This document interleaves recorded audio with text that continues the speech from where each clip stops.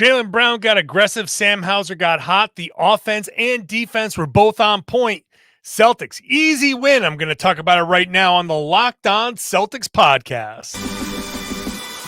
Thanks to Blockbuster brand, it's holiday season, drop Drew in the mix. And 3 from KP, no we not on the Knicks. Flushing competition like Al on Giannis. Juice and Big Deuce, still Beantown's finest. Banner 18 going up in the rafters. Watch the C's game in Locked On after. Karalis on the breakdown, clutch like a tip from D White on the breakdown. John on the mic, documenting domination. Matter pen a back bay, it's all C's nation. Rain J's, how it started, raising banners, how we finish. Locked On Celtics pod, home of the winners. Peace. Hey there, welcome back to the Locked On Celtics podcast right here in the Locked On Podcast Network, where it's your team every day, and I got you covered every single day, Monday through Friday, with a free, fresh podcast, even if it's a little late after a West Coast game. But it's here for you, so just subscribe, become an everydayer. Join me on this journey here on the Locked On Celtics podcast. Hop into the comment section of the YouTube page, subscribe there as well. Let me know what you're thinking. If you're new to the show, I'm John Karalis. Used to play a long time ago. Now I'm covering the Celtics for Boston Sports Journal. And today we're covering a Boston Celtics win, nice and easy, 22 points over the Portland Trailblazers. Not like a blowout from the beginning, but comfortable from the beginning. And I think, generally speaking, a wire-to-wire win that you finish winning by 22. I'll call that an easy win every day. This show is brought to you by Nissan. Are you the kind of driver that likes to push things a little further? Ever wonder what adventure could be around the next corner? Take the Nissan Rogue, Nissan Pathfinder, or Nissan Armada and go find your next big adventure. Check them all out today at nissanusa.com. This was an opportunity for the Celtics, having won their 50th game, to stop and smell the roses at the Rose Garden. And it's the Moda Center, but for me, it's always going to be the Rose Garden. I'll talk about that later. We'll talk a little bit about the assists and the defense and all that stuff. But let's just dive into Jaylen Brown, who continues his post-All-Star domination. Since the All-Star game, he has been his numbers have been fantastic. He's averaging 6 more points. He's up to 28 points a game. He's shooting 4% better. 4.1% better from 3, although he was 1 of 8 from 3 in this game, but not a big deal. He's rebounding better. He's turning the ball over less. The free throw shooting has been an issue since the All-Star break. Talked about that recently, but Jaylen has been just overall efficient, dominant as an on both ends of the floor. And this was another game where he kind of set the tone. He did say after the game that the eight 3-pointers that he took, he said, I didn't need to take any of those, that he settled for a few of them.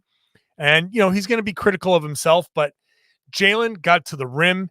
He was aggressive from the beginning. He bullied his way to the rim. He knew he had the matchups. He knew he could get there. He knew that Portland didn't have any rim protection. And, I will say, as a side note, I keep saying Mazzulla ball is not just jacking 3-pointers. This is a great example of why Mazzulla ball is not just them jacking 3-pointers.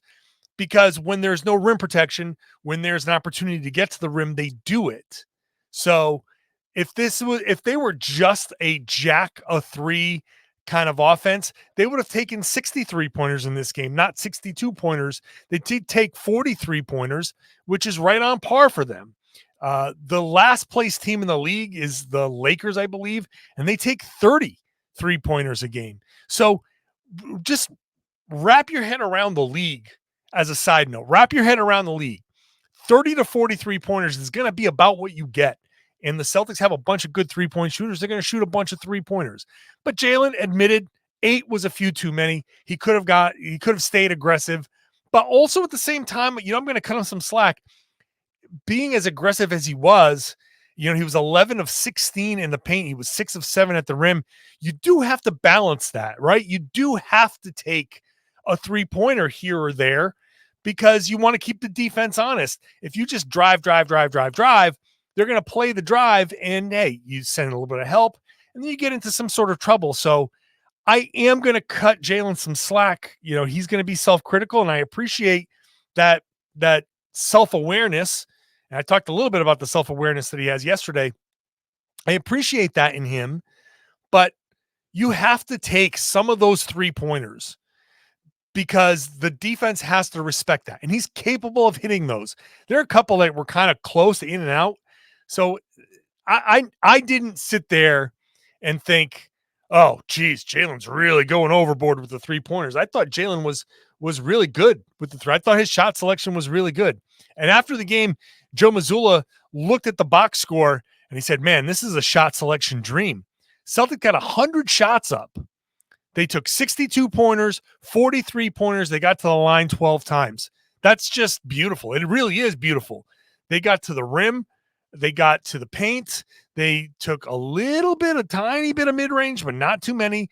They took good 3-pointers for the most part. I thought, generally speaking, I come out of this game with no real kind of issues, no kind of complaints, no nothing. I thought they drove, and when they had the opportunity to drive and finish, they finished. A couple of stretches where Tatum missed a few bunnies and Jaylen missed a couple. It's never going to be perfect. But against this Blazers team with Ayton as your main rim protection, they don't have a lot of center size. They don't have a lot of shot blocking. I feel like you can attack that. And they did this without Porzingis and without Drew Holiday. Imagine if they had Porzingis and Holiday. That would have been just, I think it would have been a bloodbath, because then Ayton would have just been hanging around the perimeter. And I also don't think that Ayton would have stepped into as many mid-range shots as he did. Ayton was 11 of 19. He had 22 points, 15 rebounds. He had 6 offensive rebounds. If there was a little bit of a down thing in this game, it's how cleanly they let Ayton step into those shots. However, I'm going to just refute my own thing there and counter with, defensively, hey, if you want to let Ayton step into a bunch of mid-range shots, kind of go for it. Let that happen, because Boston took 43 pointers and Portland took 28. You hold the Blazers to 28 3-point attempts, you're going to minimize the damage that they do from 3. That minimizes their ability to come back. You've built, throughout this game, they built 15-point lead or so. It was right around 15 for the whole game. And to let I say let, but to kind of give up 8 in mid-range shots as the thing you're going to live with, like, sure. And if he hits them, yeah, okay, fine. He's not going to hit all of them. And if you're going 3 for 2 or matching 2 for 2, then your 15-point lead is pretty comfortable. Once you start hitting a few 3-pointers, then you're going to start to take off. And that's kind of how this went. So as much as I sat there and I'm like, can somebody step up on Ayton a little bit? And yes, they should have stepped up on Ayton a little bit. He was a little too comfortable, but at the same time, that strategy kind of was what they were willing to live with. And it actually worked out really well, because this game broke in the fourth quarter when Sam Hauser got hot. Sam Hauser's 3-point shooting broke that game open in the fourth quarter. Let's transition into the rest of this game here in just a second.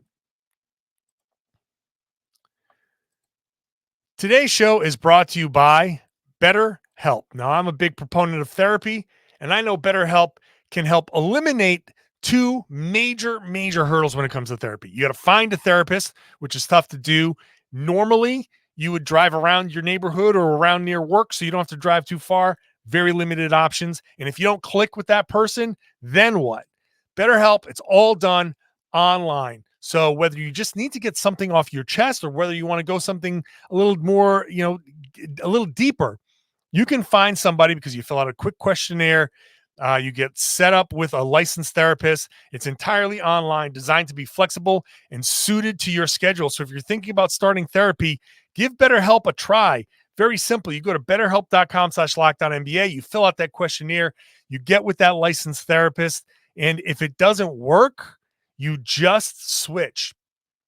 Those 2 things, finding somebody so they'll match you and then the ability to switch until you're comfortable with that person. That's how you get the most out of therapy. So give BetterHelp a try at betterhelp.com/LockedOnNBA. You get 10% off your first month, and to whatever level you need to get something, to get working on something, they can help you out. BetterHelp, HELP.com/LockedOnNBA. Thank you for making Locked On Celtics your first listen every day. Now go check out Locked On Sports Today. It's the first ever 24/7 national sports streaming channel on YouTube, and it's also now available on Amazon Fire TV. Go check it out. Amazon.com/LockedOnFireTV. Locked On Fire TV. Amazon.com/LockedOnFireTV. For your Amazon Fire TV channels. Check it out 24/7. All the big stories in sports, all the big major shows. Locked On Celtics makes regular appearances on Locked On Sports Today because that's where Boston Celtics are national news, national story. So go check it out there. Have some fun. It's not that contrived arguing crap, which I hate. It's real sports talk, which I love. The game was comfortable, but not so comfortable where guys didn't play. Like if there's one kind of criticism we could have, it's like I wouldn't even say I won't even go down this road with criticism. The guys played 35 minutes. Tatum played 35 minutes. Derek White played 34. That's fine. It's fine. You were hoping that on the front end of a back-to-back, maybe you could have, wrapped it up a little earlier, but that's nitpicky stuff. They did fine. Shout out to Joe for starting Payton Pritchard in place of Drew Holiday. Normally they go with Sam Hauser, but they went with Pritchard in front of his hometown crowd in Portland. That's just a nice little coaching move. That's something that I think the guys appreciate, and you should do that when you have the opportunity. And Payton Pritchard delivered, by the way, 11 points, 8 rebounds, 8 assists. He did a great job across the board, did a good job defensively, just a good job by Payton Pritchard. But that fourth quarter, 4 3-pointers by Sam Hauser. Drive, kick.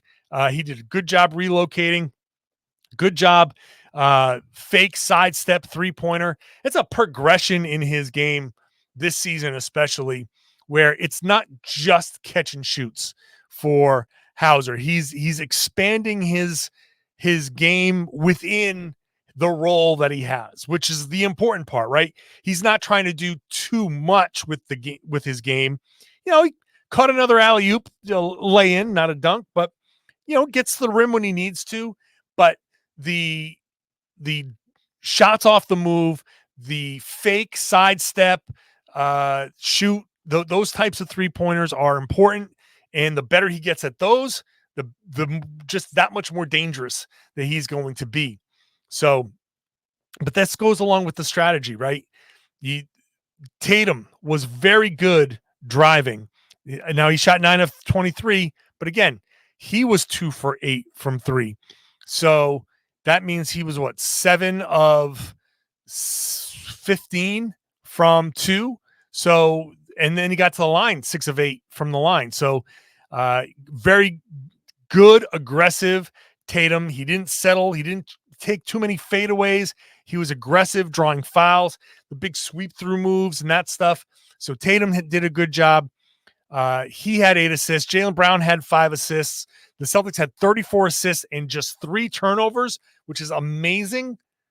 That's something that I bottle that up somehow, which means playing the Blazers all the time, which every team in the NBA probably wants to play the Blazers all the time. They're not a good team, but the ball movement, driving, kicking, understanding what you're trying to do to the defense, that's how the game kind of broke open. The defense overall was really good. The Celtics blocked 10 shots. They got 3 from Al Horford. They got 3 from Derek White. They got 2 from Luke Cornett. I continue to take some heat when I make a joke like Luke Cornett is much better when he actually contests shots than fake contest shots. because I'm not a fan of the Cornet contest or the eclipse or whatever he calls it. But whatever. I know fans love it. That's fine. You can love it. I'm not telling you not to love it. I just don't think it works. But whatever. It's fine. Luke Cornet has been really, really good. He doesn't need to do that little fake contest thing. He just can play normal basketball. And he's consistently available for like alley-oops and put back dunks. And he's just kind of there as an outlet. He's very good at getting into those spots.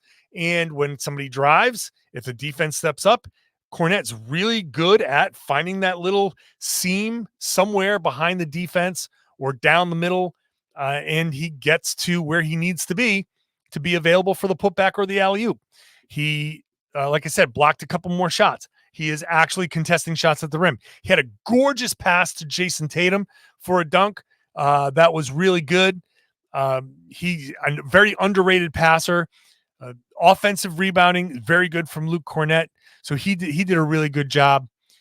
Derek White, even though the numbers don't jump off the page, 11.6 rebounds, 5 assists, 2 steals, 3 blocks, pretty good. 5 stocks out of him.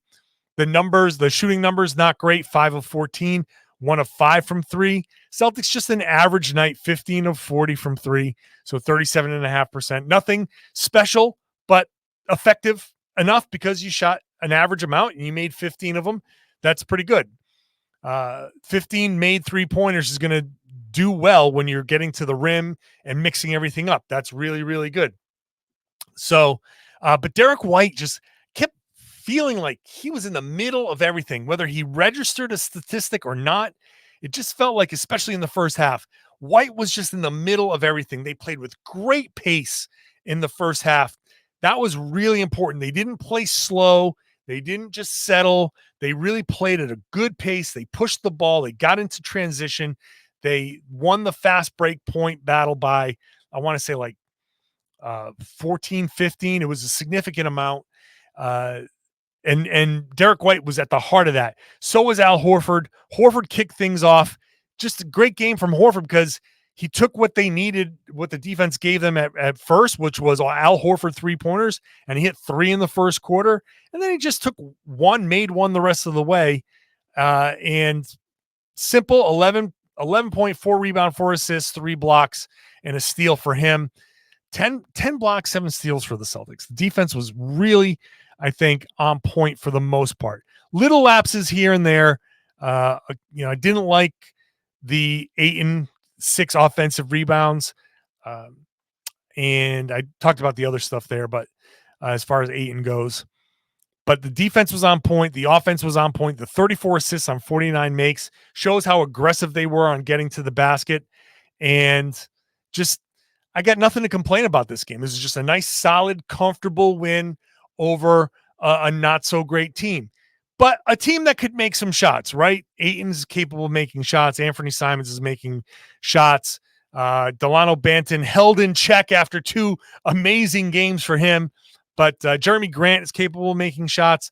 So if you're not careful, any team in the NBA, if you just let them shoot, any team in the NBA is capable of torching you.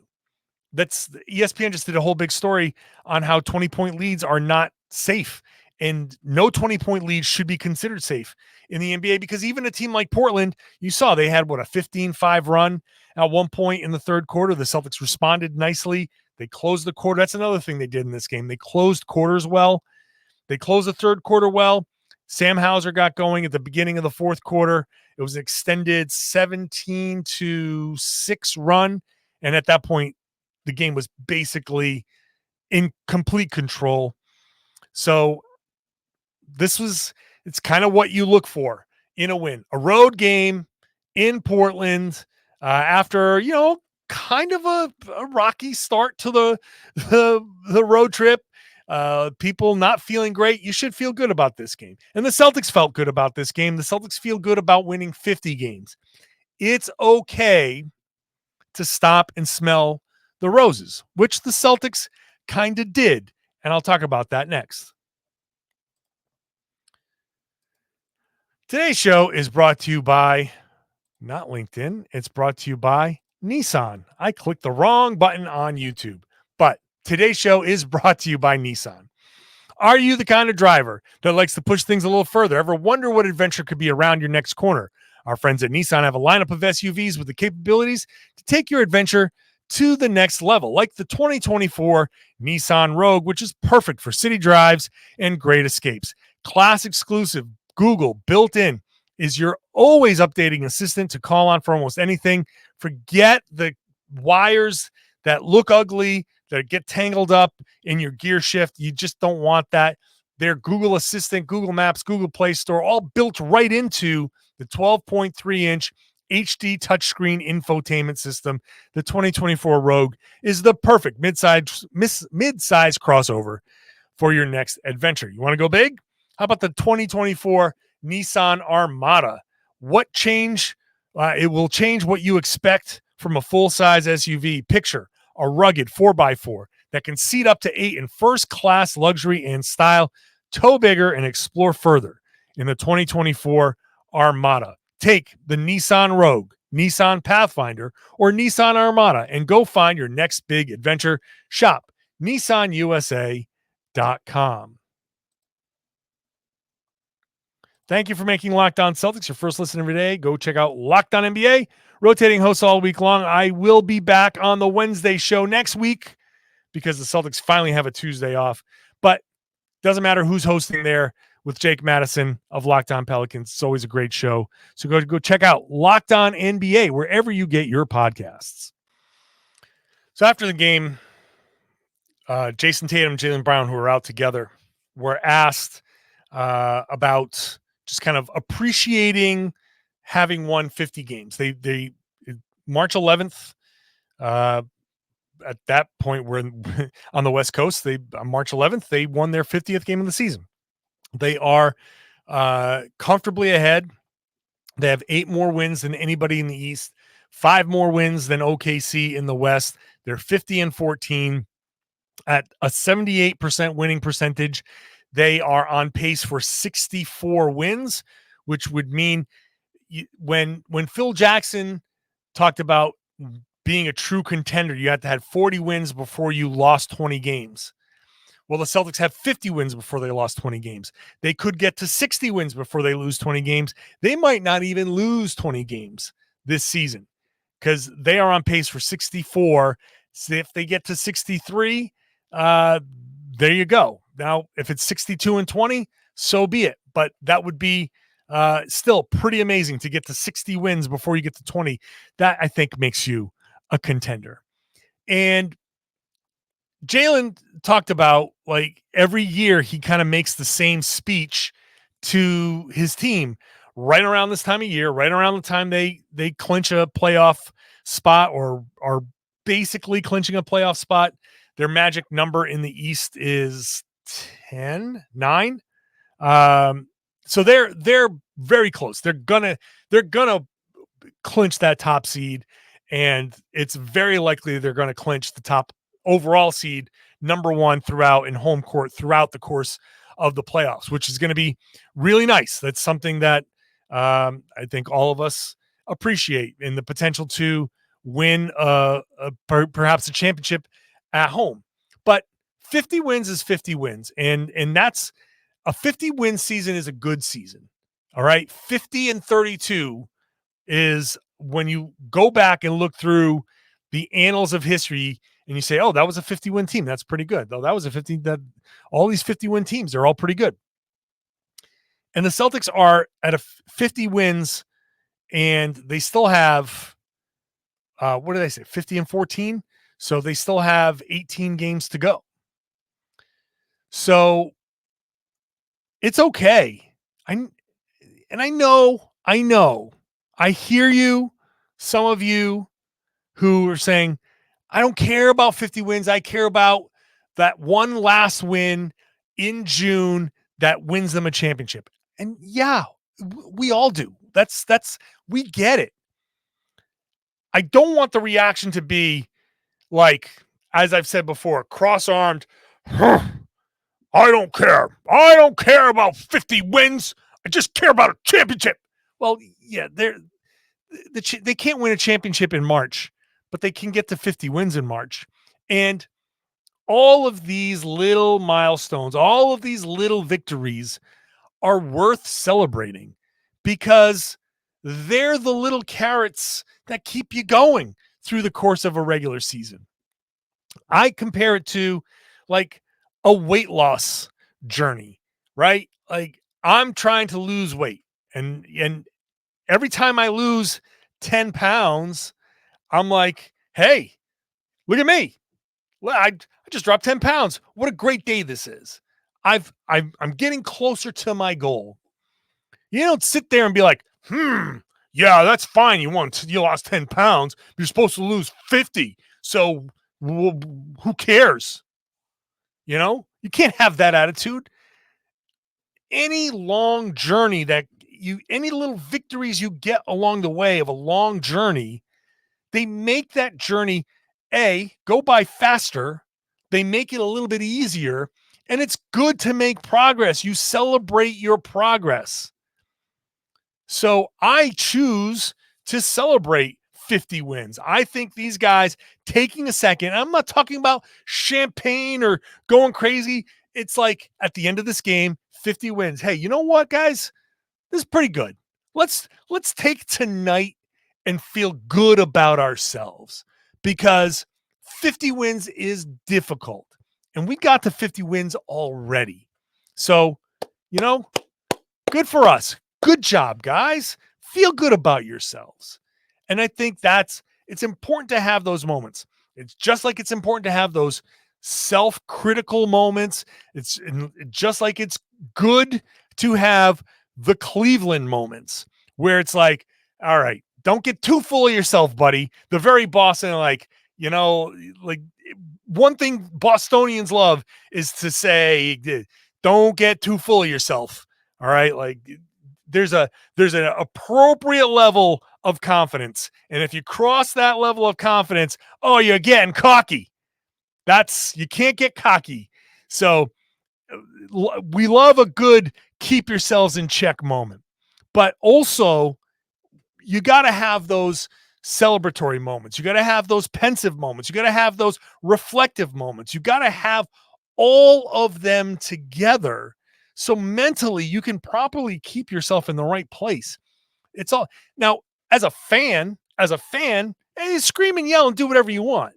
As a fan, you can sit there and be like angry and talk about like championship or bust. Like that's fine. Let's whatever but the players, this is important. This is important stuff for the players because the season started back like they came to Boston back in October, right? It's been like 6 months, right? We're in March. April is around the corner, right? This is a long journey.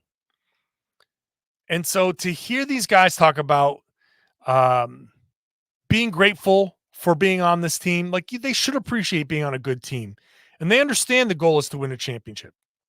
But as Jayson Tatum said, it's okay to pat yourself on the back every once in a while. As long as that pat on the back isn't like you don't strain your shoulder doing it because you're patting yourself too hard. Like that's the important thing. Like proper perspective. So Celtics are 50 game winners. Good for them. I think that's great. I think it's great to celebrate it. I think it's great to have like a day where you just say, okay, great. This is fun. Now you move on to Utah. And I don't know who's going to play. They had guys questionable. Like half the team, all of the starters were questionable. I assume that Holiday and Porzingis are going to play. I know Al Horford will not play. I'm going to bet that one of the Jays has some sort of strain that keeps him out.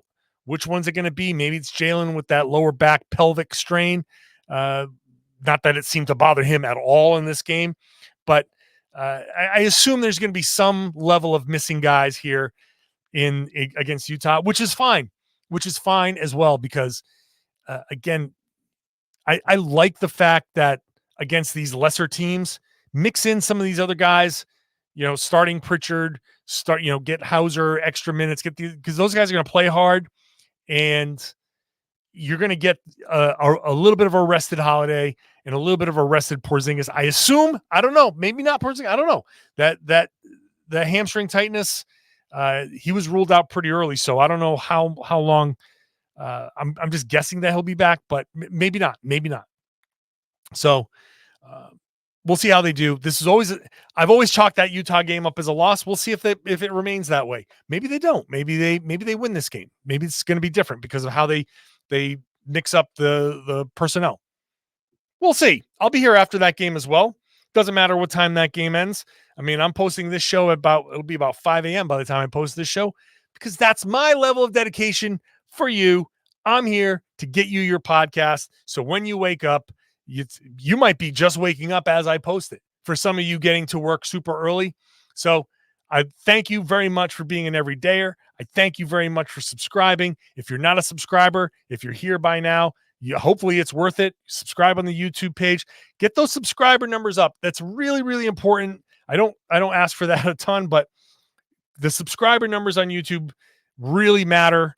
And just for my own, we have like a little competition between all of us too. So like the more subscribers I get to, it's a little bit of bragging rights on top of it, but it matters for, to get the content pushed out into the YouTube algorithm. So please subscribe there.